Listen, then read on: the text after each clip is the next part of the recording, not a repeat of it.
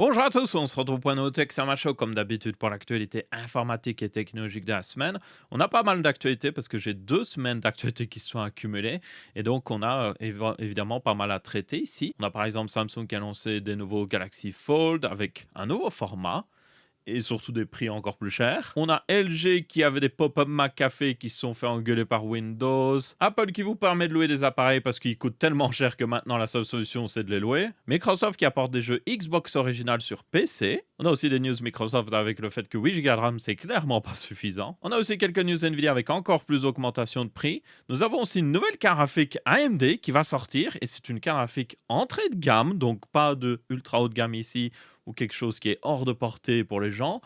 Mais vous allez voir que c'est pas forcément la carte que vous voulez. Et plein d'autres news en tout genre. Comme d'habitude, vous avez une table de matière dans la description ainsi que dans la barre de lecture. Comme ça, vous pouvez aller vers le sujet qui vous intéresse le plus. Et je rappelle évidemment que le texte à ma show est aussi disponible sous forme de podcast, que ce soit d'ailleurs sur YouTube, Spotify, Apple Music, Deezer, et il me semble que c'est tout en réalité. Donc si vous êtes sur une de ces plateformes-là, n'hésitez pas à chercher Texte à ma show, vous devriez trouver assez facilement. N'hésitez pas à follow, laisser des étoiles, je sais pas ce que c'est sur les autres plateformes en réalité. Enfin bref, dans tous les cas, n'hésitez pas à suivre le podcast aussi. La première news de la semaine, c'est évidemment le fait que j'ai fini mon challenge Linux. Je suis repassé sur Windows, comme vous pouvez voir. J'ai fait évidemment une vidéo si vous ne l'avez pas vue.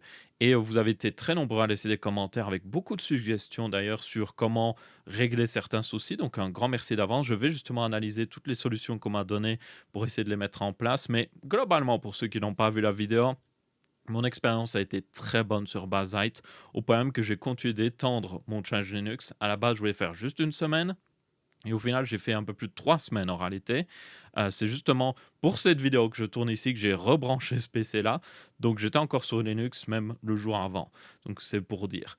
Et du coup, mon expérience a été vraiment bonne. Il y a quelques trucs que je dois vraiment trouver des solutions. Il y a aussi le fait que, par exemple, si je veux mettre ce PC sur Linux, le souci, c'est que les ventilateurs sont contrôlés via sans fil en réalité. Ils sont contrôlés via un contrôleur qui ne fonctionne que sur Windows et qui, quand le PC n'est pas allumé, enfin quand le contrôleur ne tourne pas avec le logiciel sur Windows, les ventilateurs tournent à fond. Donc, va falloir trouver une solution à ça. Peut-être qu'il y a des gens en réalité qui ont déjà trouvé des solutions, il faudra que je regarde. Mais ouais, je vais peut-être faire un PC spécial Linux. En réalité, non, c'est déjà prévu. Je vais faire un PC 100% AMD pour faire plein de tests Linux, notamment SteamOS. Je vais tester CatchyOS que beaucoup de gens ont recommandé. Il y a aussi des gens qui ont recommandé, je me souviens plus de le nom de la distribution, mais c'est une distribution qui a aussi d'ailleurs, il me semble, qui est fait par des Français d'ailleurs. Donc ça, c'était plutôt intéressant. Je vais tester un petit peu tout, voir quels sont les meilleurs selon moi, quels sont les plus accessibles. J'ai l'avantage d'avoir... Je suis informaticien à la maison, je gère les ordinateurs pour beaucoup de gens en réalité, parce que j'ai beaucoup de frères et sœurs. Et du coup, mes frères et sœurs sont vraiment nuls avec les ordinateurs. Au point même que des fois, ils ont du mal à même faire fonctionner l'imprimante, c'est pour dire. Donc, j'ai un peu... Même si je suis habitué à toucher à la tech et faire des trucs assez avancés, j'ai toujours ce point de repère qui est assez intéressant, qui fait que ma famille ne s'y connaît pas du tout en informatique.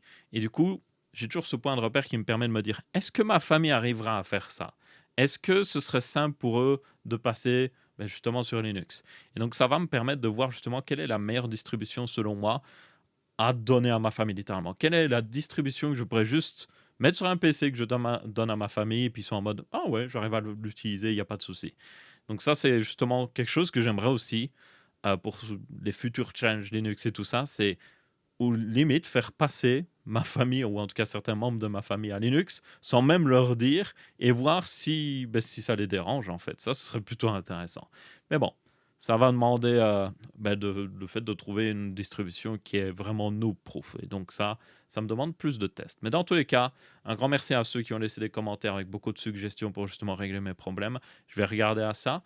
Et justement, comme j'ai dit, je vais faire un PC 100% AMD pour vraiment tester pleinement Linux.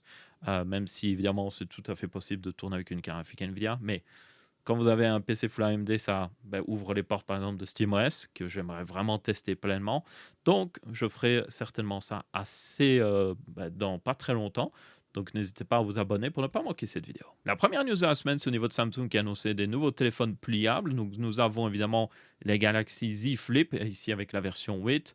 Et nous avons aussi le Galaxy Z Fold 8, mais qui en réalité maintenant a le nom Ultra. Donc le Galaxy Z Fold 7 son remplaçant maintenant, c'est le Galaxy Z Fold 8 Ultra. Et c'est pour la bonne raison qu'ils ont introduit un nouveau modèle qui prend le nom du coup Galaxy Z Fold 8, mais qui n'est pas vraiment, on va dire, le même format que le Galaxy Z Fold 7 du coup, et qui, comme vous pouvez voir, est un petit peu différent du Galaxy Z Fold 8 Ultra du coup, qui était l'ancien format haut de gamme. Donc ça, c'est l'ancien format qui existe toujours, mais en version ultra, qui est très haut. Donc c'est ce qu'on appelle un format candy bar. Donc c'est une barre chocolatée en quelque sorte. Et comme vous pouvez voir, quand vous ouvrez l'écran, ça vous donne un écran qui est très grand. C'est bien pour le multitâche, mais pas forcément pour le multimédia, parce que si vous mettez une vidéo en 16:9 dessus, vous avez des énormes bandes noires. Et du coup, vous avez maintenant le Galaxy Z Fold 8 qui est en réalité légèrement plus petit. Il a un écran de 5,5 pouces quand il est fermé. Et quand vous l'ouvrez, vous avez un écran d'un peu plus de 7 pouces. Et ce qui est assez particulier, c'est que cet écran est en 4 tiers, ce qui fait que si vous avez une vidéo qui prend tout l'écran, vous avez toujours les bandes noires, mais elle est légèrement plus grande, elle prend un petit peu plus de place que sur la version ultra, ce qui est un petit peu surprenant quand on y pense. Et à côté de ça, forcément, comme le téléphone est un peu plus petit, vous avez 2 capteurs et tout, photo au lieu des 3 capteurs, mais vous avez toujours le même processeur, une batterie qui est évidemment plus petite. Donc c'est vraiment un modèle à mi-chemin entre le Z Flip et le Z Fold 8 Ultra.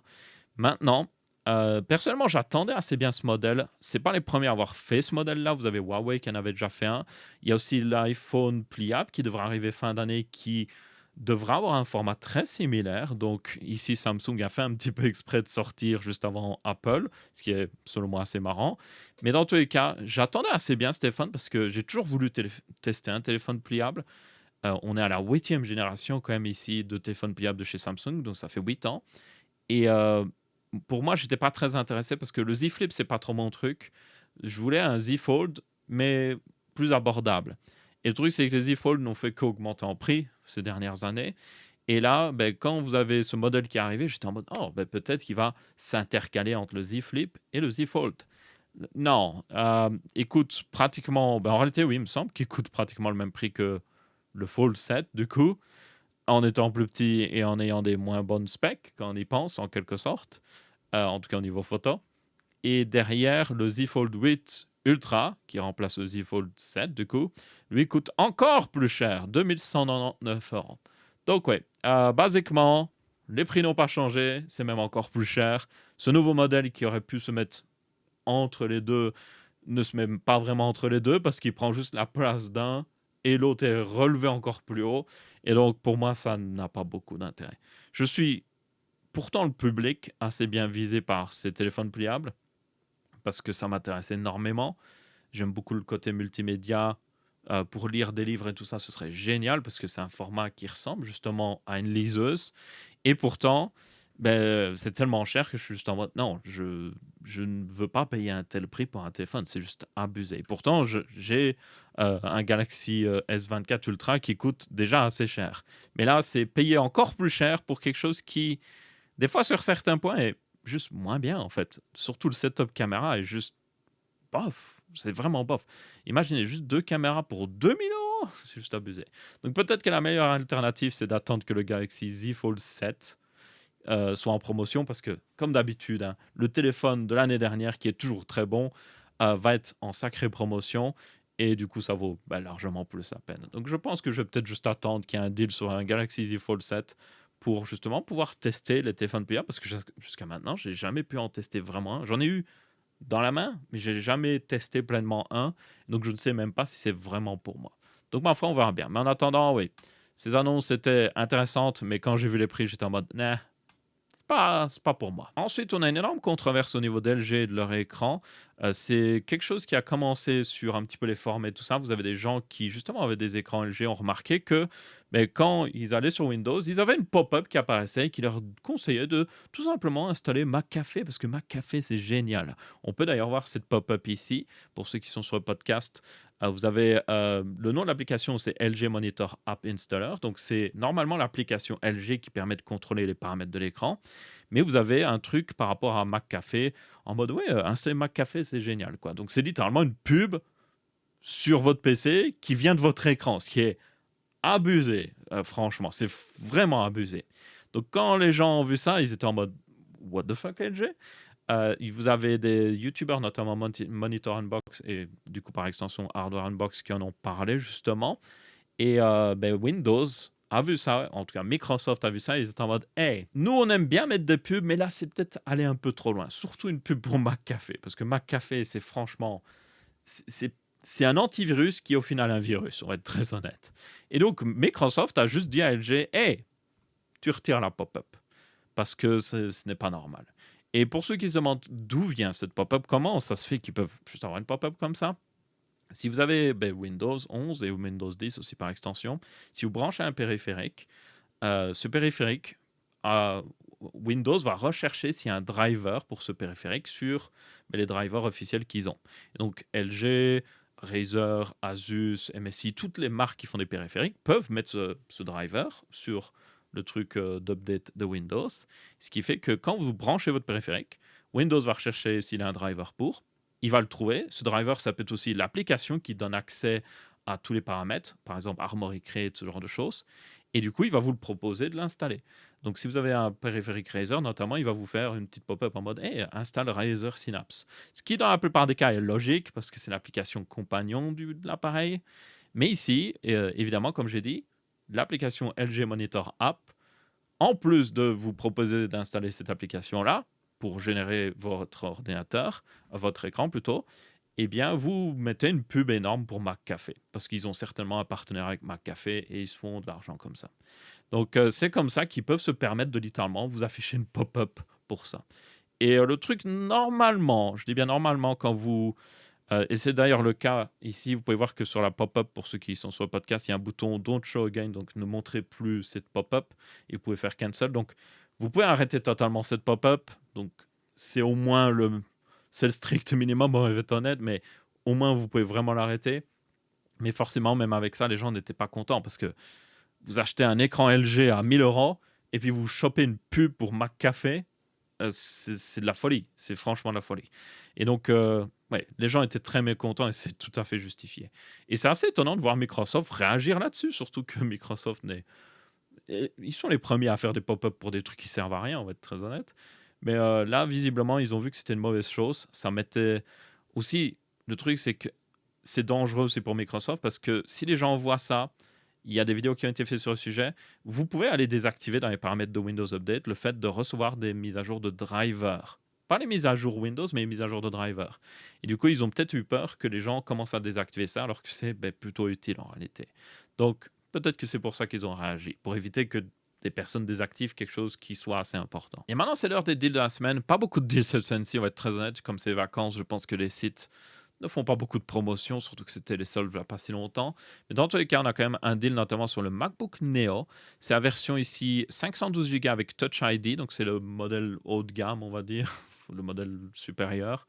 Et il est en promotion à 719 €. À tenir compte que le MacBook Neo a augmenté de prix récemment, donc en réalité, c'est un vraiment bon prix sur ce modèle 512 Go. Le modèle 256 Go était aussi en promotion à un peu plus de 600 €, sauf qu'il est repassé à 799 €. Donc ça vous donne une situation bizarre où le modèle meilleur est moins cher. Il est disponible d'ailleurs en jaune et en argent, donc je pense que la couleur argent correspondra à plus de gens. Mais par contre, la version indigo et la version rose, elles sont au vrai prix. Notamment la version rose, c'est le vrai prix maintenant du MacBook Neo. Pour ceux qui ne le savent pas, il a augmenté de prix. Donc le modèle de base est à 799 et le modèle avec 512 Go et Touch ID est à 899 €. Donc là, vous pouvez l'avoir pour 719 €, ce qui est moins cher que son prix de sortie avant même l'augmentation. Donc pas trop mal. Et pour aller avec, vu qu'il n'y a pas de chargeur fourni, vous pouvez aussi vous prendre un petit Ugreen Nexo 100 watts parce qu'il est en promotion en ce moment. Vous pouvez voir qu'il est à 37,99 €. Il y avait une promotion au début du mois de juin d'ailleurs à ce prix-là, mais c'est le prix le plus bas quoi qu'il arrive. Et c'est un excellent chargeur 100 watts avec plein de ports. C'est un modèle que j'utilise personnellement tous les jours, que j'adore et que je transporte à chaque fois dans mon sac parce que vous pouvez charger basiquement n'importe quoi, y compris par exemple le MacBook Neo. Pour ceux intéressés, vous aurez des liens dans la description vers ces différents deals. Merci d'avance si vous utilisez parce que ça permet de soutenir la chaîne. Ensuite, nous avons Apple qui a lancé Apple Upgrade aux États-Unis et c'est tout simplement un programme de leasing pour monsieur tout le monde qui est apparemment fourni par Klarna, qui est certainement une société de leasing, je suppose. Et en gros, pour ceux qui ne connaissent pas le leasing, normalement le leasing c'est plus dans le milieu professionnel. C'est un programme bien souvent qui vous permet de payez par mois pour utiliser un appareil, une imprimante souvent, un ordinateur ou autre chose, une voiture. Et puis après, au bout d'un certain nombre d'années, vous pouvez payer une certaine somme pour acheter l'appareil vraiment, ou vous pouvez passer à un nouvel appareil et puis juste continuer de payer un abonnement, encore une fois. Donc c'est surtout très pratique pour les entreprises parce que ça leur permet d'avoir le matériel le plus avancé sans devoir avancer justement énormément d'argent. Et c'est quelque chose que les entreprises préfèrent bien souvent. C'est beaucoup plus rentable pour eux de payer par mois plutôt que de payer tout d'un coup. Mais c'est évidemment moins intéressant pour monsieur tout le monde. Et je dirais que c'est le cas évidemment de ce programme de leasing ici, Apple Upgrade. Ça va être moins intéressant pour monsieur tout le monde justement. Et le truc, c'est que le timing est assez mauvais parce que Apple vient d'augmenter leur prix et l'augmentation de prix est massive sur certains appareils. Donc, ça fait un petit peu, ça donne un peu l'impression qu'Apple est en mode, hey, on a augmenté nos prix. Maintenant, nos Mac coûtent encore plus cher. C'est juste impossible de les acheter. Mais pourquoi pas tout simplement les louer. Et du coup, avoir un appareil Apple facilement comme ça. Et après, vous nous donnez de l'argent chaque mois et vous ne possédez pas vraiment l'ordinateur, évidemment. Et c'est forcément quelque chose que les gens ne sont pas forcément les plus fans. Et vous avez beaucoup de gens justement qui ont réagi là-dessus, sur le fait que ils ont introduit un problème et ils vantent la solution derrière. Dans tous les cas, le truc c'est qu'il y a déjà des programmes de leasing. Vous pouvez louer des appareils Apple, même en Europe. C'est juste que c'est bien souvent fait par des tierces qui des fois ont le support officiel, on va dire, de Apple, mais c'est pas mis en avant sur le site d'Apple directement. Et là, c'est clairement mis en avant parce que là, je suis sur le site des US, évidemment, et si je vais sur un MacBook Pro, par exemple, vous pouvez voir que c'est littéralement mis ici. Vous pouvez l'acheter ou vous pouvez le louer pour 166 euros, 166 dollars. Non, en réalité, ça, c'est pour payer avec la carte de crédit Apple, mais vous pouvez aussi faire du leasing avec Apple Upgrade. Et donc là, comme vous pouvez voir, c'est littéralement intégré à part entière dans le site Apple, ce qui fait que c'est clairement mis en avant par Apple, contrairement à ce qu'on avait avant. Et qu'est-ce que ça donne au niveau des prix? J'ai pas trop été voir les conditions, parce que les conditions d'utilisation sont énormes.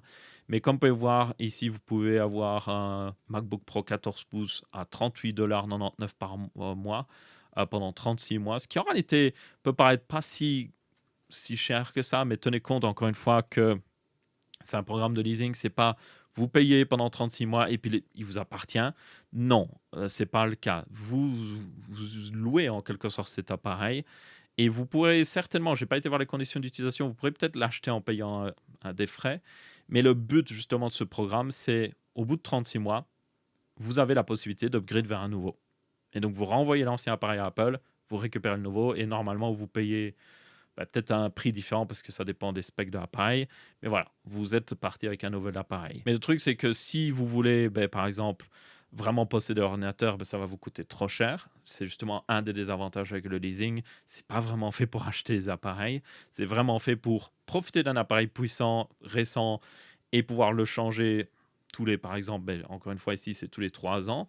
Mais derrière, vous n'avez pas le fait de posséder vraiment cet appareil. Et si vous décidez d'arrêter le leasing avant la date de fin, vous devrez payer des frais. Donc ça, il faut en tenir compte. Donc ouais, c'est comme je le dis, le leasing pour les entreprises, ça a beaucoup de sens. Mais pour monsieur tout le monde, c'est vraiment, je dirais, un piège en réalité. C'est vraiment un piège. Il vaut mieux posséder vos appareils quand vous êtes un particulier. Alors qu'une entreprise, encore une fois, c'est différent. Donc ouais, pas le plus grand fan de ça. Euh, Ça va être très utile pour les entreprises, certainement, mais si vous avez des gens qui vont utiliser ce service et ce sont des particuliers, ils vont juste faire des choix assez mauvais selon moi parce qu'encore une fois, ils vont pas posséder leur appareil. Aussi bien, ça va les pousser vers des appareils qui sont encore plus chers parce qu'ils se disent c'est juste 40 $ par mois, donc je vais peut-être prendre le plus grand modèle. Et derrière, ils vont payer des énormes sommes en réalité. Donc c'est très bancal. Encore une fois, Apple a introduit un problème en quelque sorte. Ils ont augmenté leur prix et puis derrière, ils fournissent une solution. Ensuite, nous avons Xbox qui lance un nouveau programme qui est pour le moment un petit peu en early access où ils vont sortir tout simplement des jeux Xbox. Et on parle ici de la toute première Xbox, même pas la 360. Et du coup, les rendre disponibles sur PC. Alors, évidemment, pour ceux qui s'en doutent un petit peu comment ça fonctionne, ça utilise un émulateur. Donc, vous émulez ces jeux Xbox directement sur Windows. Mais la différence ici, c'est supporté officiellement évidemment par Microsoft. Donc, derrière, c'est techniquement beaucoup plus légal, même si, encore une fois, utiliser un émulateur n'est pas illégal, c'est plutôt récupérer les jeux qui est illégal, tenez-en compte. Mais dans tous les cas, ça vous permettra de faire tourner les jeux Xbox directement sur PC. Vous avez même de l'upscaling jusqu'à 4 fois la résolution native d'un Xbox qui n'était pas très haute, on va être très honnête. Le support de VSync et tout ça, différents filtres. Et au niveau de la configuration requise, il faut évidemment Windows 11, 8 Go de RAM minimum, ce qui me paraît bas, parce que même Windows 11 a du mal avec 8 Go de RAM, mais bon. Et il ne vous faut pas forcément un énorme GPU ou même un énorme CPU. Donc en réalité, c'est plutôt sympa. Bon, évidemment, certaines personnes avaient déjà un émulateur Xbox, ou la version supérieure, selon moi, c'est d'avoir un émulateur PS2, on va être très honnête, il y a beaucoup plus de jeux sur PS2. Mais dans tous les cas, c'était évidemment déjà possible. Mais là, encore une fois, c'est plus une alternative qui est, voilà, officielle, légale, entièrement légale en tout cas. Parce qu'encore une fois, utiliser un émulateur n'est pas illégal, il n'y a aucun problème avec ça. Posséder le BIOS, par contre, d'une console pour un émulateur, là, c'est un peu plus bancal, à part si vous l'avez récupéré vous-même sur votre propre console. Mais le télécharger en ligne est techniquement illégal, et télécharger évidemment des jeux en ligne est illégal. Mais si par contre vous avez récupéré vos propres jeux par vous-même, vous possédez la version physique, techniquement, je dis bien techniquement, ce n'est pas illégal. Mais pas beaucoup de gens le font, ça. C'est même vraiment pas beaucoup de gens. Donc, ouais. Ici, ça donne une alternative au moins, ma foi, légale, supportée par, encore une fois, Xbox. Et ça, c'est le début du programme. Certainement, plus tard, on aura des jeux Xbox 360 directement sur PC, ce qui est, selon moi, plutôt intéressant. En tout cas, c'est intéressant d'avoir, encore une fois, une alternative légale. Et à côté de ça aussi, Xbox a lancé un nouveau programme en Early Access qui vous permet de jouer aux jeux sur Xbox Cloud Gaming gratuitement. Le piège, évidemment, c'est que derrière, vous allez devoir regarder des pubs. Et non, vous n'allez pas avoir des pubs pendant que vous jouez, ce serait assez bizarre. C'est plutôt vous regardez des pubs et puis après, vous avez droit à 1 heure de gameplay. Évidemment, ici, c'est en early access, donc c'est pour ça que c'est limité à 1 heure. Peut-être que dans le futur, ce sera différent. Peut-être aussi que dans le futur, vous pourrez juste regarder une pub tous les 1 heure, justement, pour continuer de jouer. Mais dans tous les cas, ça donne une alternative littéralement gratuite à le service de streaming en ligne de jeux vidéo de justement Xbox. Donc ça, le truc, c'est que c'est un peu une solution à un problème qui a été introduit, pas forcément par Xbox, plus par la crise RAM, parce qu'évidemment, acheter une Xbox est plutôt cher en ce moment, et c'est de plus en plus cher. Et donc, pouvoir jouer à des jeux Xbox gratuitement, forcément, ça va intéresser beaucoup de gens, même s'il y a des pubs derrière. Je ne suis pas forcément contre personnellement, parce que, encore une fois, c'est gratuit. Je suis beaucoup plus contre payer un abonnement et avoir toujours des pubs derrière, parce que vous payez quelque chose et vous avez quand même des pubs. Ça, j'aime vraiment pas.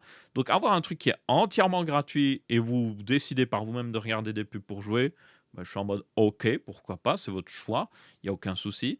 Maintenant, le truc, c'est que je le vois bien arriver, c'est que au début, ça va être raisonnable. Au début, ça va être, oh, vous regardez quelques pubs, vous regardez peut-être quelques minutes de pub et vous pouvez jouer 1 heure. Mais dans le futur, on le sait que si ça devient vraiment populaire, ils vont essayer de maximiser les profits et du coup, il y aura de plus en plus de pubs, les pubs seront de plus en plus longues, la quantité de gameplay que vous aurez pour chaque pub va diminuer et ça deviendra beaucoup moins intéressant. Après, le truc, c'est encore une fois, vu que c'est gratuit, ok, pourquoi pas. Maintenant, si c'est un test pour introduire encore plus de pubs aussi dans les abonnements payants, là, non, je te dis non. Mais si ça reste gratuit, ok, pourquoi pas. C'est une option pour les gens, ça fait pas de mal, même si, encore une fois, c'est un petit peu une réaction, encore une fois, à la crise à RAM qui fait que c'est très dur d'acheter une console. Ensuite, nous avons une autre news Microsoft ici qui concerne leur ordi portable et en particulier les Surface Laptop. Parce que récemment, avec évidemment la crise à RAM, ils ont réintroduit des modèles de Surface Laptop avec seulement 8 Go de RAM. Ce qui est évidemment, voilà, pas le meilleur. Surtout que ces Surface Laptops sont vendus, même aux États-Unis, plus de 900 $. Donc, comparé au MacBook Neo, même avec l'augmentation de prix, voilà, Microsoft sont un peu à côté de la plaque, on va être très honnête. Dans tous les cas, ces Surface Laptops existent et ils ont été testés et vous devez bien vous en douter, ils sont horribles. Ils sont horribles. 8 Go de RAM est juste pas du tout assez sur un appareil Windows 11. Windows 11 ne va pas forcément utiliser les 8 Go de RAM parce que, oui, si vous avez 16 ou même 32 Go de RAM, si vous regardez votre utilisation de RAM maintenant dans Windows avec presque rien ouvert, ça va être au-dessus de 8 Go à coup sûr. Mais c'est juste que Windows, quand il a de la RAM, va l'utiliser parce que peut-être il met en cache, en quelque sorte, dans la RAM des programmes pour que vous puissiez les lancer et les utiliser beaucoup plus vite. Mais si vous manquez un petit peu de RAM, il va l'utiliser moins. Donc si vous avez 8 Go de RAM sur Windows 11, il ne va pas utiliser entièrement ces 8 Go. Il va certainement être pas loin de 4 ou 5 Go utilisés. Mais le truc, c'est que 4 ou 5 Go sur le bureau à rien faire, ben, ça va vite se remplir. Vous lancez un navigateur, vous êtes déjà pratiquement à plus de 7 Go. Vous lancez un autre programme et vous serez justement 8 Go. Et c'est là qu'on en arrive au problème où 8 Go en 2026 sur Windows 11, c'est juste pas assez. Windows, en tout cas, prend beaucoup trop de RAM encore à l'heure actuelle, ce qui fait qu'il n'y a pas assez de marge pour faire tourner les autres programmes à côté.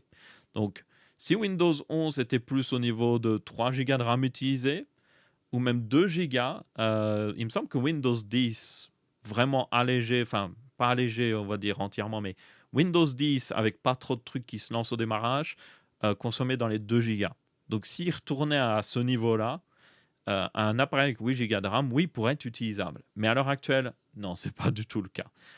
Il y a pas mal de tests qui ont été faits qui montrent que juste Windows 11, avec même rien installé, va juste prendre énormément de RAM. Ensuite, on a une autre news Xbox, je promets c'est la dernière, mais c'est une news assez positive, vous allez le voir. C'est une collaboration entre Xbox et Ubisoft qui fait que si vous avez un de ces 13 jeux voilà, Ubisoft sur votre Xbox, vous pouvez récupérer maintenant une clé pour PC gratuitement. Et ces 13 jeux, c'est Assassin's Creed, Mirage et Valhalla. Vous avez le dernier Avatar Frontier of Pandora, Far Cry 6, Immortal Phoenix Rising, je ne connais pas trop, Prince of Persia The Lost Crown, Riders Republic, Skull and Bones, The Crew 2, mais pas The Crew 1, The Crew Motorfest, Tom Clancy Rainbow Six Extraction, Tom Clancy Rainbow Six tout court, et Watch Dogs Legion. Donc si vous avez un de ces 13 jeux sur votre Xbox, vous pouvez, surtout si vous avez un PC, récupérer une clé PC et pouvoir y jouer sur votre PC. Donc ça, c'est plutôt cool. C'est clairement un partenariat ici avec Xbox et Ubisoft. Ça ne veut pas dire que d'autres studios vont forcément le faire, tenez-en compte, mais c'est quoi qu'il arrive quelque chose de plutôt cool. Je pense que c'est aussi dû au fait, je vais être très honnête, que Ubisoft a un petit peu du mal en ce moment parce qu'ils ont juste sorti des très mauvais jeux ces derniers temps. Et aussi, ils ont détruit leur réputation. Donc ça ne m'étonnerait pas qu'ils fassent ça aussi pour récupérer un peu des joueurs, peut-être. Essayer de convaincre des joueurs qui sont passés de leur Xbox à un PC pour jouer aussi aux jeux Ubisoft sur PC. Peut-être, je ne sais pas. Chacun sa théorie du complot, ma foi. Mais dans tous les cas, si vous avez un de ces 13 jeux plutôt sur votre Xbox, vous pouvez maintenant récupérer une clé sur PC. Et ça, c'est franchement plutôt cool. Et apparemment, c'est assez important. Si vous avez des Season Pass, des DLC, tout ça, ils peuvent aussi pour la plupart être transférés de votre Xbox vers PC. Donc ça, c'est plutôt cool. Ainsi que les consumables dans les jeux, les monnaies, tout ça. Donc franchement, vraiment génial. Ensuite, quelque chose de beaucoup moins génial, vous avez Nvidia qui va apparemment augmenter le prix des GPU et des kits mémoire qu'ils fournissent aux fabricants. Donc si vous ne le savez pas, quand Asus, MSI, Gigabyte et tout ça veulent faire un GPU, faire une RTX 5080 par exemple, ils vont voir Nvidia, ils sont en mode hey, j'aimerais un GPU et la RAM qui va avec. Bon, évidemment, ils en achètent par des milliers, mais c'est juste pour vous résumer le principe. Donc, ils achètent le GPU, vraiment juste le GPU, la RAM, et puis après, eux, ils font leur PCB, ils mettent le GPU dessus, ils mettent la RAM, ils font leur propre étage d'alimentation, ils mettent leur propre refroidissement, ce genre de choses. Donc, c'est eux qui sont responsables de faire l'assemblage final au final et aussi de choisir le design en quelque sorte. Et du coup, ben, se dire qu'ils sont obligés d'acheter ce kit qui inclut le GPU et la RAM de la part d'NVIDIA. Et du coup, apparemment, ben, NVIDIA, c'est une rumeur, tenez-en compte, mais NVIDIA pourrait augmenter le prix justement de ces kits GPU. Et donc, ça ferait que ben, le prix de ces GPU va augmenter forcément. On a aussi le fait que les RTX 5000 Super sont toujours en limbo. Elles peuvent arriver, elles vont peut-être arriver, on ne le sait pas trop, ça dépend du prix de la RAM. Mais ici, ça affecte aussi les GPU en GDDR7, mais apparemment aussi en GDDR6. Parce que vous avez notamment, techniquement, la RTX 5050 qui est un modèle GDDR6, et vous avez aussi techniquement la RTX 3060 qui est un modèle GDDR6. Donc, pour ceux qui se demandent, ça vient de là. Donc oui, le fait que ça affecte aussi les GPU en GDDR6 indique que ça pourrait affecter littéralement toute la gamme de GPU. Pas juste le haut de gamme, parce qu'on pourrait se dire, ah, peut-être ça va affecter la 5080, la 5070 Ti, qui ont beaucoup de VRAM. Non, apparemment, ça pourrait affecter tous les GPU. Et ça c'est évidemment une très mauvaise news. Mais de son côté, AMD, par contre, va nous offrir un nouveau GPU d'entrée de gamme qui utilise même la dernière architecture qui est RDNA 4.0. Et ce nouveau GPU, ce sera la RX 9050. Donc pas de recyclage ici d'un vieux GPU ou autre chose. On a un nouveau GPU réellement et qui sera moins cher. Il serait à 279 $. Maintenant, le premier problème, c'est que cette carte sera seulement disponible en Asie, et même ils disent l'Asie du Pacifique ici, donc Asie du Sud-Est, Japon, certainement la Chine aussi. On a aussi l'Amérique latine qui devra avoir ce GPU. Donc c'est plus un GPU qui va viser les marchés émergents, pour la plupart en tout cas, même si le Japon n'est pas vraiment un marché émergent. Et donc, ce sera un GPU qui, forcément, comme il est moins cher, moins puissant, va plutôt viser les gens qui veulent surtout jouer à des jeux plus légers. Beaucoup de MOBA. Ce serait une carte parfaite pour, par exemple, les cybercafés, par exemple, en Chine. Donc, c'est, je pense, le marché visé ici par, justement, AMD. Et cette RX 9050, qu'est-ce que ça donne au niveau spec? C'est là aussi le second problème avec cette carte, justement. C'est le fait qu'elle est beaucoup moins puissante qu'une RX 9060 et aussi par extension une 9060 XT parce que vous avez seulement, je dis bien seulement 16 compute units. Normalement, une RX 9060 en a 28 et la 9060 XT en a 32. Donc, comme vous pouvez voir, ça fait une énorme différence. Et derrière, vous avez toujours 8 Go de GDDR6, sauf que apparemment, selon par exemple ASRock, vous pouvez voir qu'il existe un modèle 8 Go et un modèle, oui, je le sais, en 2026, c'est incroyablement stupide, surtout de la part d'AMD, mais vous avez un modèle aussi 4 Go, qui est selon moi une honte. Mais bon, apparemment, le modèle 8 Go sera certainement le plus populaire, ce qui est logique ici.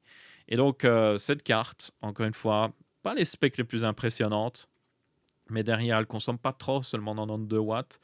Et derrière, vous devriez quand même avoir, voilà, des performances raisonnables. Et vous avez accès aux dernières technologies AMD parce que c'est un full GPU RDNA 4.0. Bon, évidemment, comme elle ne sort pas en Europe, ça ne sert pas vraiment de parler de recommandations ou pas, mais même si elle sortait en Europe avec un prix de 279 $, même si on imagine qu'elle est à 260 € ou autre chose, ça reste très cher pour ce genre de spec. Ça reste vraiment très cher. Après, évidemment, il n'y a pas énormément d'options, mais la 5060 serait certainement beaucoup plus puissante, et elle serait aux alentours de 300 €. Et ce serait juste une carte plus intéressante à prendre, voire même aussi une RX 9060 ou la 9060 XT, même en version 8 Go si vous pouvez la trouver, en tout cas. Cette 9050 sera juste, voilà, c'est vraiment une carte qui est destinée à juste mettre dans des cybercafés pour ceux qui vont jouer à CSGO. Euh, Ça fera très bien le taf pour ça, il n'y a aucun problème. Mais ce n'est pas une carte que vous allez utiliser pour jouer à des jeux triple A, selon moi. C'est vraiment plus de l'entrée de gamme. Maintenant, elle offre un truc assez intéressant, et c'est pour ça que j'aimerais mettre la main dessus. C'est le fait que 16 compute units, en réalité, c'est exactement le même nombre de compute units au niveau graphique qu'une puce Z2 extrême. Sauf qu'évidemment, la puce Z2 extrême est basée sur l'architecture RDNA 3.5, qui est moins puissante pour le même nombre de compute units. Donc là, ce sera intéressant de prendre une de ces RX 9050, la limiter encore plus en TDP, genre la faire tourner à même pas 40 watts, et voir le niveau de performance. Parce que du coup, ça nous donnerait une vision, ça nous permettrait de voir à quoi ressemblerait une puce Z3 extrême, qui aurait certainement, je l'espère, AMD, justement un GPU RDNA 4.0 avec certainement 16 compute units. Donc ce serait une vision du futur assez intéressante, mais il faut-il justement mettre la main dessus. Après, le truc, c'est comme elle n'est pas exclusive juste à la Chine, comme elle sort dans pas mal de pays d'Asie, tout ça, je pense que ce serait beaucoup plus facile de l'importer forcément. Donc, il y aura certainement moyen. Ensuite, on a une petite news très rapide ici sur une rumeur sur le fait qu'AMD préparerait un nouveau Ryzen 7 9800 HX 3D qui, comme vous pouvez voir ce nom, a un cache X 3D, mais comme on a un H, c'est tout simplement un CPU mobile. Et ce CPU mobile pourrait arriver pour le CES 2027, ce qui est en réalité une assez mauvaise news parce que ça veut dire qu'AMD littéralement dit hey, encore une fois, c'est une rumeur, mais si ça se confirme, AMD sera en mode ouais, aucun nouveau CPU. Parce que évidemment, c'est juste un CPU toujours basé sur Zen 5, donc il n'y a rien de nouveau ici. Et donc ça veut dire qu'AMD avouerait en quelque sorte que, ben oui, il n'y aura rien de nouveau avant même 2027. Donc pas de Zen 6 pour le grand consommateur ou ce genre de choses. C'est toutefois un CPU qui pourrait être intéressant parce que, encore une fois, vous avez le cache X3D. Il existait déjà un CPU moderne AMD avec Zen 5 en tout cas, qui avait un cache X3D sur PC portable. C'était le 9955 HX3D. C'est juste que c'est un processeur 16 cœurs, donc plus cher forcément, qui était réservé juste à des modèles ultra haut de gamme. Il y a eu basiquement, il me semble, deux modèles qui l'ont utilisé, donc très limité. Et c'était souvent des modèles hors de prix, franchement, genre plus de 4000, 5000 euros. Ici, un 9800 HX3D pourrait être pas mal pour un ordi plus vers les 2000 euros. Ça reste toujours cher, mais c'est déjà un petit peu plus abordable. Et peut-être avec une 5070 Ti, ou voire même une 5080, ça pourrait être vraiment pas mal pour un ordi portable, parce que ce cache X3D donne vraiment un avantage dans les jeux vidéo. Le truc, c'est que AMD a quand même une bonne offre au niveau ordi portable, même si cette offre commence à vieillir. Surtout qu'ils ont recyclé leur processeur à l'heure actuelle, parce que les HX 370 ont été recyclés en HX 470, alors qu'à côté de ça, Intel a sorti une nouvelle architecture qui est beaucoup plus efficace au niveau énergétique. Donc, leur offre est vraiment bancale, mais au niveau gaming, leur offre était encore plus bancale, parce que, encore une fois, j'ai dit, l'autre modèle, enfin l'autre CPU, il y avait juste deux modèles d'ordi portable qui utilisaient. Et à côté de ça, si vous regardez bien souvent les ordi portables gaming haut de gamme, qui ont plus qu'une 5070, donc 5070 Ti, 5080, 5090, souvent c'est Intel Nvidia, le combo. Il y a très peu, très très peu de modèles avec un CPU AMD et une grosse carte graphique Nvidia, ce qui est évidemment assez étonnant. Donc, ouais, AMD fait un peu des trucs bizarres ici. Je pense que c'est dû au fait que avec le marché de l'IA, c'est juste beaucoup plus rentable pour eux de faire des processeurs serveurs, pour être très honnête. Ils couvrent encore le marché des PC fixes, assez étonnant, enfin assez bien, étonnamment. Mais à côté de ça, le marché des PC portables, juste, j'ai l'impression qu'ils ont un peu abandonné. Ou en tout cas, ils sont en mode, ouais, on va juste ressortir les mêmes produits. Et voilà, c'est pas grave. Et ça s'est vu cette année-ci. Ils ont annoncé les nouveaux HX 470. C'est juste des HX 370 recyclés. C'est littéralement le même processeur, juste avec une très légère hausse de la fréquence. Donc, quand vous voyez ça, vous dites vraiment que AMD n'en a rien à faire du marché mobile. Ce qui est logique quand vous avez le marché de l'IA à côté qui rapporte encore une fois énormément, mais qui, pour le futur, pour planifier le futur, est selon moi, voilà, pas forcément la meilleure décision. Parce qu'à côté de ça, mais ils continuent de donner des parts de marché à Intel et surtout Nvidia. Parce que si vous regardez, si vous voulez un ordi portable avec un GPU AMD, bonne chance, vous n'en trouverez pas beaucoup. Ensuite, à côté de ça, AMD a évidemment eu leur événement fin juillet où ils ont présenté leur prochain processeur pour serveur, donc pas pour PC fixe ici, mais c'est assez intéressant parce que nous avons notamment des détails sur Zen 6, parce que ces nouveaux processeurs utilisent justement des corps Zen 6C. Donc c'est des corps en réalité qui ne sont pas aussi puissants que les futurs corps Zen 6, ils sont un peu voilà, ils enlèvent quelques petites parties par-ci par-là pour qu'ils soient plus compacts, qu'ils consomment moins, et comme ça, ils peuvent en mettre beaucoup plus. Parce que ces nouveaux processeurs EPYC, tenez-vous bien, vont avoir jusqu'à 256 cœurs CPU. C'est juste abusé. C'est évidemment quelque chose qui est hors du commun des mortels, c'est vraiment pour les serveurs ici, mais ça va être des serveurs de juste malades. Donc, imaginez donc 256 cœurs, 512 threads, jusqu'à une bande passant de mémoire de 1,6 Tera à la seconde. Vous aurez évidemment plein de lignes PCI Express, notamment ici, vous aurez des lignes PCI Express génération 6, donc qui seront évidemment beaucoup plus rapides. Il y aura toujours aussi évidemment la possibilité de mettre des appareils en génération 5, évidemment. Mais là, vous en aurez, comme on le voit ici, 128 lignes PCI Express en Gen 6, qui est abusé. Encore une fois, c'est énormément de bandes passantes, énormément de capacité pour mettre littéralement tout ce que vous voulez. Et dans ce cas-là, c'est certainement des GPU pour faire des serveurs d'IA, parce que ça va être certainement la plus grosse utilisation de ces CPU. Et je suis pratiquement sûr que ce ne sera pas les modèles 256 cœurs, plus des modèles plus raisonnables, on va dire.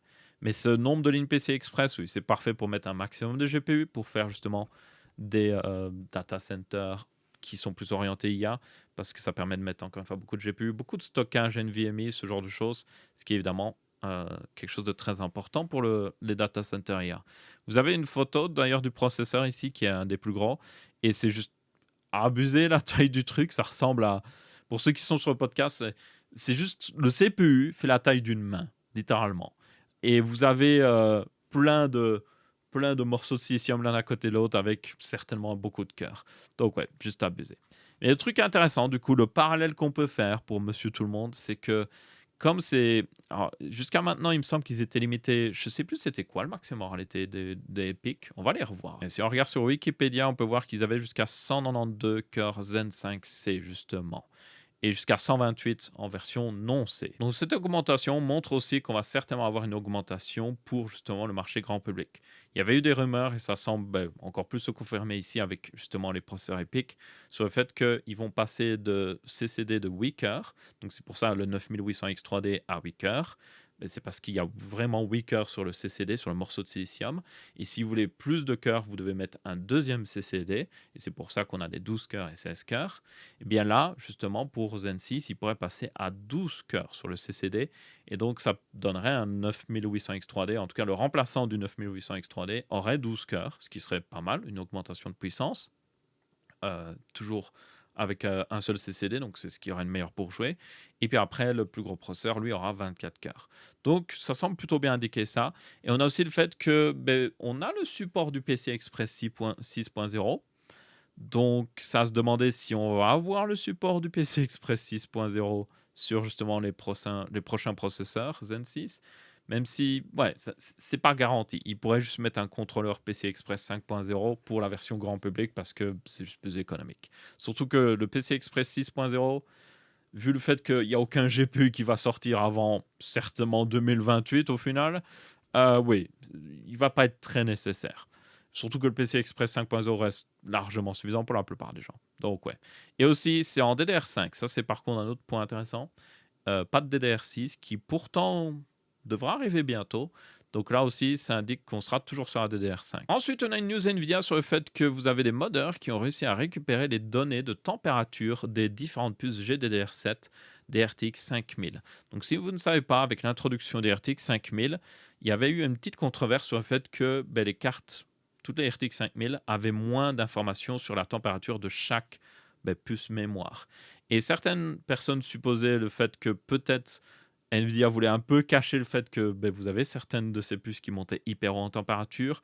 Mais voilà, le débat était resté un peu clos parce qu'au final, on n'avait aucune manière de le vérifier. Eh bien ici, certains modeurs ont réussi à trouver, mais justement parce que la sonde de température existe, donc ils ont réussi à trouver un moyen d'y accéder et de voir justement la température de ces différentes puces mémoire.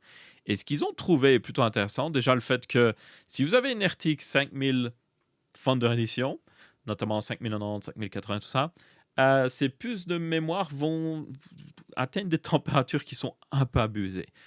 Dans pas mal de tests, ça montrait que certaines de ces puces étaient à plus de 100 degrés très facilement. On savait déjà qu'elle chauffait pas mal, mais là c'est encore pire en réalité. Donc c'est voilà, un petit peu inquiétant. Sur les modèles plus custom comme j'ai ici derrière, là la température était un petit peu meilleure parce qu'il y a juste plus d'espace pour les refroidir, notamment les puces, parce que Nvidia a été peut-être un peu trop dans l'extrême à compacter notamment la 5090. Elle ne fait que 2 slots au final, mais derrière vous avez énormément de chauffe, donc forcément les puces mémoire prennent énormément derrière aussi en chauffe. Donc les modèles un peu plus espacés permettent de justement retirer cette chaleur un peu plus loin, ce qui fait que les puces mémoire chauffent un petit peu moins. Donc bientôt, vous pourrez monitorer les différentes températures de vos puces mémoire, ce qui aurait été plutôt utile parce que vous pourriez vous dire, ok, oui, ça permet de voir, oh, ça surchauffe un peu, mais normalement c'est designé correctement.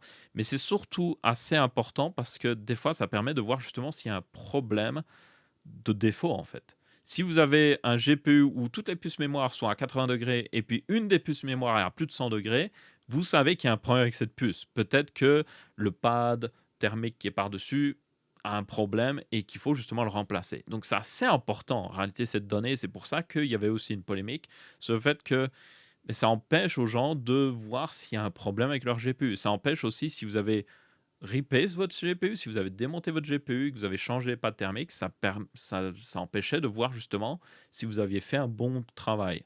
Là, maintenant, avec justement le fait que les modeurs ont rendu ça disponible, on va pouvoir enfin vérifier. Alors, pour le moment, c'est un peu en bêta. Vous avez un plugin qui a été fait pour MSI Afterburner. Vous avez aussi HW Info 64 qui va être mise à jour normalement bientôt. Il y a une version bêta qui supporte justement ça. Donc, ouais, bientôt, dans quelques semaines, ça ne m'étonnerait pas que la plupart des appareils de monitoring, la plupart des applications plutôt de monitoring, auront ces données directement intégré et donc ça vous permettra de vérifier. Donc ça, c'est plutôt cool. Ensuite, on a une autre news Nvidia assez intéressante ce mois, c'est le fait que vous avez Nvidia qui a publié leur premier pilote Nvidia pour ARM sur Windows. Donc ce pilote est évidemment lancé en amont de la sortie des RTX Sparks, qui sont évidemment ces PC portables ainsi que mini PC qui vont avoir un CPU ARM avec un énorme GPU Blackwell qui sera pas très loin d'une 5070 pour ceux qui se demandent. Et donc, avec l'arrivée de Sparks, forcément, il leur faut un driver NVIDIA qui supporte Windows ARM parce que le CPU, encore une fois, sera basé sur ARM. Mais derrière, ça veut dire que mais maintenant, le driver existe. Donc, ça veut dire que vous pouvez techniquement faire fonctionner un CPU ARM avec un GPU NVIDIA. Et c'est ce qu'a fait justement un modeur en Chine. Donc, c'est du bricolage encore pour le moment. Donc, à voir si dans le futur, ce sera plus facile à faire. Mais dans tout cas, c'est du bricolage. Et ce qu'il a fait, c'est qu'il a mis une 5000, plutôt une 4060 sur un CPU ici de chez Huawei, qui est un processeur ARM. Il arrivait à la faire fonctionner. Et donc, oui, c'est maintenant possible. Et c'est en réalité sûrement une bonne news parce que ça- avoir plus d'options ne fait jamais de mal parce que ça permet juste aux gens d'avoir plus d'options, encore une fois. Donc, ça force les marques à se bouger un peu plus les fesses. Et le truc, c'est que ici, évidemment, avec l'arrivée de Spark, ça rajoute un nouveau concurrent un petit peu face à AMD et Intel. Mais derrière, ça ouvre aussi une porte à notamment Qualcomm. Si Qualcomm le veulent, ils ont les processeurs Snapdragon X2 et même X1 ont des lignes PCI Express qui pourraient être utilisées pour rajouter un GPU. Donc vous pourriez acheter une carte mère ou plus réalistiquement, vous pourriez avoir un ordi portable avec ce Qualcomm Snapdragon X2 et à côté de ça, un GPU NVIDIA. Parce que maintenant, le driver existe. Est-ce que ça veut dire qu'NVIDIA va forcément le supporter pleinement? Pas encore sûr. Mais bon, c'est la première étape. Et ça pourrait être une plutôt bonne chose. Parce que notamment les Snapdragon X2 sont très efficaces. C'est des très bons CPU. Vraiment des très bons CPU. Même le Snapdragon X2 est bien meilleur que le CPU que vous avez dans le RTX Sparks. Parce que le CPU dans le RTX Sparks commence un petit peu à dater. Il est plus au niveau des premiers Snapdragon X1. Donc c'est juste pour vous dire.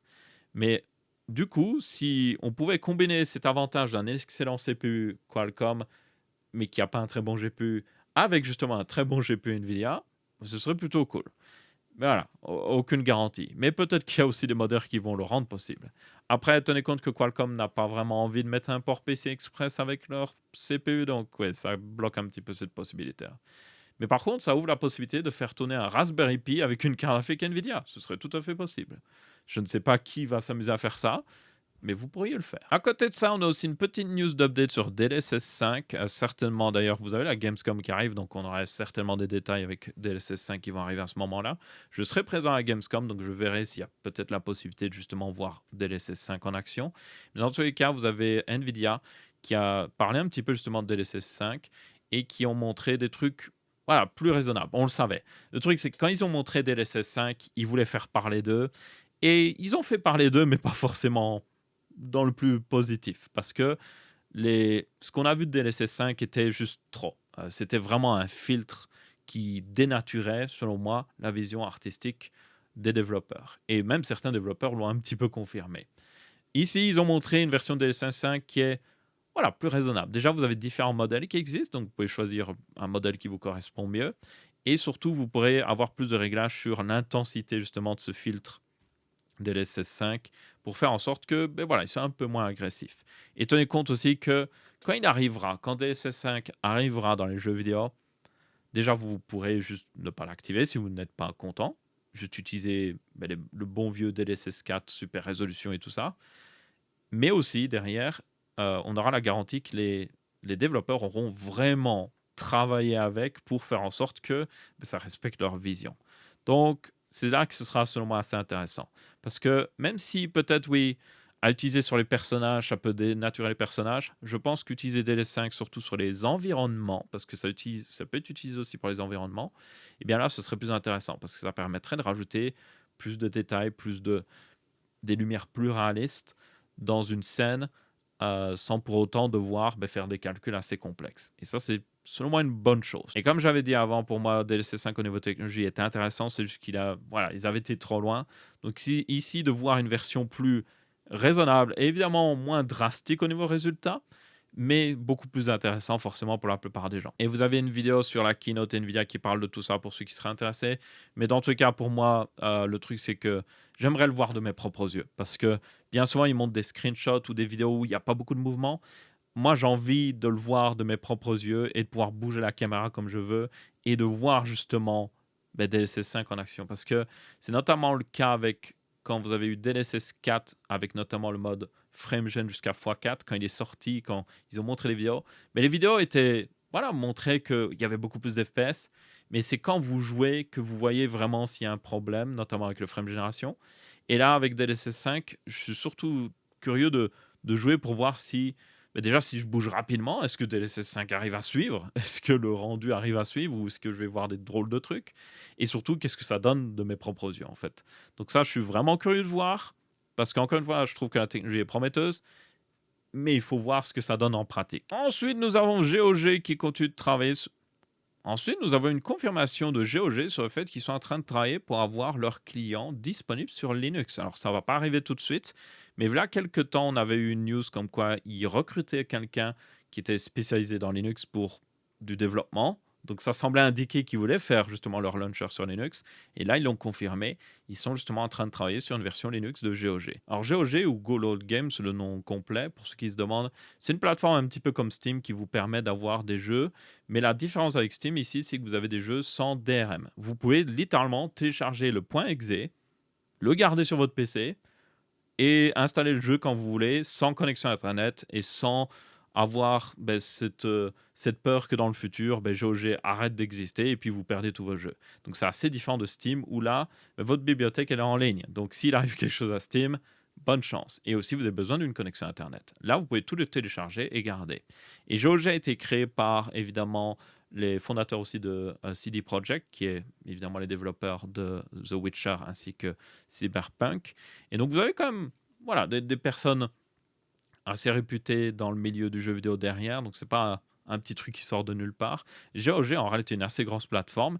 Et ils ont pas mal de jeux. Et encore une fois, au début, c'était plus des jeux rétro qu'ils avaient, donc des anciens jeux. Donc, justement, c'était le but, faire tourner des anciens jeux sur votre PC, juste télécharger un .exe. Ils ont d'ailleurs fait en sorte de rendre certains jeux possibles à faire tourner sur des versions modernes de Windows. Donc, ça, c'est plutôt cool. Mais maintenant, ils ont aussi des jeux un peu plus récents. Alors, ils n'ont pas tous les jeux. Ils n'ont clairement pas tous les jeux AAA parce qu'encore une fois, leur but, c'est d'être sans DRM. Et certains développeurs, évidemment, ne veulent pas ça. Mais n'hésitez pas, si vous êtes pour le fait de vraiment posséder vos jeux vidéo, n'hésitez pas à regarder si d'abord il est disponible sur GOG. Et s'il est disponible sur GOG, achetez-le là. Et sinon, vous devrez l'acheter évidemment sur notre plateforme où là, ce ne sera pas DRM free. Donc, voilà.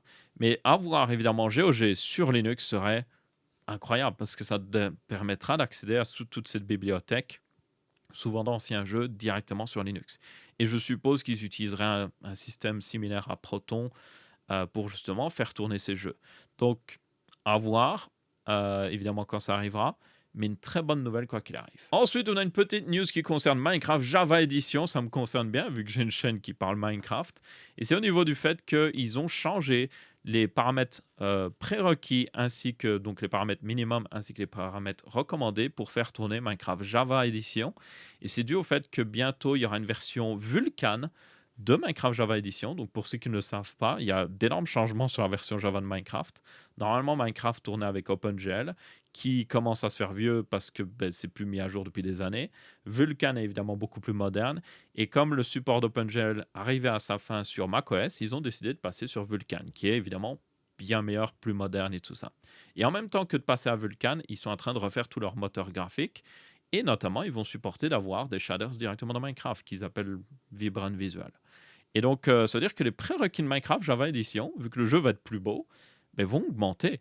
Et maintenant, au minimum, il vous faudra, alors la config minimum est très raisonnable en réalité, pour faire du 1080p 30 fps, il requiert d'avoir Windows 10, Windows avec processeur ARM, macOS 12 Plus ou Linux, parce qu'évidemment il y a une version Linux.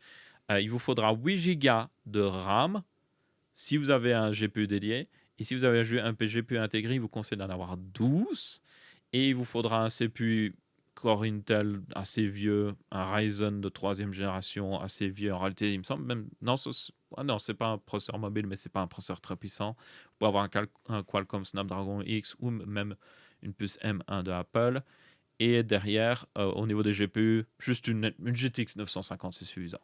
Mais par contre, les paramètres recommandés sont un petit peu plus élevés quand même. Il vous faut par exemple un Core i5 12400, quand même pas mal, et minimum une RTX même 2060 ou une RX 5600 XT, ce qui est en réalité vraiment un assez gros GPU en réalité pour faire tourner Minecraft. Mais encore une fois, c'est au niveau du fait que vous avez l'arrivée de ces vibrant visuals qui sont des shaders, donc vous avez des ombres, vous avez beaucoup plus d'effets parce que Minecraft de base, pas grand chose. Donc ouais. Mais derrière, ça veut dire aussi que la RAM recommandée, j'avais oublié de le citer aussi, est maintenant passée à 16. Donc oui, même Minecraft, même, même Minecraft, qui n'est pas un jeu très lourd à faire tourner, va vous demander beaucoup plus de RAM dans cette crise de la RAM. Bon, en réalité, encore une fois, Minecraft ne demande en réalité pas beaucoup de RAM. 4 Go serait suffisant. Là, c'est 8 Go pour tout le système. Donc ça part du principe que le système doit tourner en plus de Minecraft. Parce que Minecraft peut tourner avec... À l'heure actuelle, il peut tourner avec 2 Go, même si ça peut des fois un peu laguer. Et 4 Go, c'est très confortable. Donc ouais, ne vous inquiétez pas, si vous avez un vieux PC, ça coûtera de tourner. Mais par contre, oui, vous n'allez peut-être pas pouvoir activer les vibrants visuels. Et du coup, sur ce, c'est à peu près tout pour ce Texamash aussi. J'espère que vous avez bien apprécié. Si c'est le cas, vous pouvez laisser votre avis que ce soit en pouce bleu. Si ce n'est pas le cas, vous pouvez laisser votre avis que ce soit en pouce rouge. Et on se retrouvera pour une prochaine vidéo. Ciao, ciao!